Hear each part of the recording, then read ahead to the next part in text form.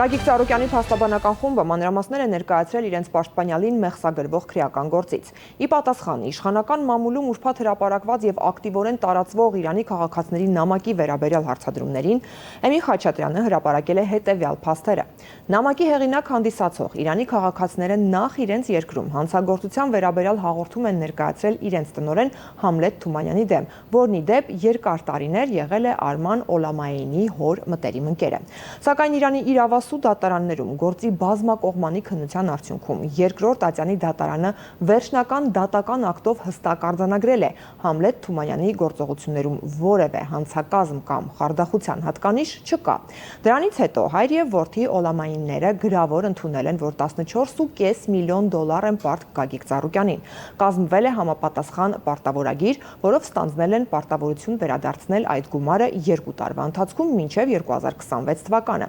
Սակայն ժամկետի լրանալուց հետո պարտավորությունները կատարելու փոխարեն հայր եւ որդի Օլամայինները հանդես են եկել Ծառուկյանի նկատմամբ ակնհայտ անհիմն եւ իրականությանը չհամապատասխանող մեղադրանքներով։ Սրա նպատակն ըստ փաստերի ակնհայտորեն իրենց ֆինանսական պարտավորությունների կատարումից խուսափելն ու պարտքի վերադարձը բացառելն է։ Պաշտպան Էմին Խաչատրյանը ներկայացրել է Իրանի Իսլամական Հանրապետության երկրորդ ատյանի դատարանի վերջնական դատական ակտի բնօրինակը եւ դրա պաշտոնական հայերեն թարգմանությունը, ինչպես նաև պարտավորագրի պատճենը։ Այս փաստաթղթերը յուրաքանչյուրին հնարավորություն են տալիս սեփական գնահատականը տալ ներկայացված իրողություններին։ Փաստաթղթերի բովանդակությունը եւս մեկ անգամ վկայում է, որ Գագիկ Ծառուկյանի նկատմամբ հնչեցված մեղադրանքները չեն հիմնավորվում օբյեկտիվ փաստերով, իսկ նախաձեռնված քրեական վարույթը հիմնված է այնպիսի պնդումների վրա, որոնք ակնհայտ հակասում են արդեն իսկ գոյություն ունեցող փաստաթղթերին եւ դատական ակտերին, հայտնում է պաշտպանական թիմից Էմին Խաչատրյանը։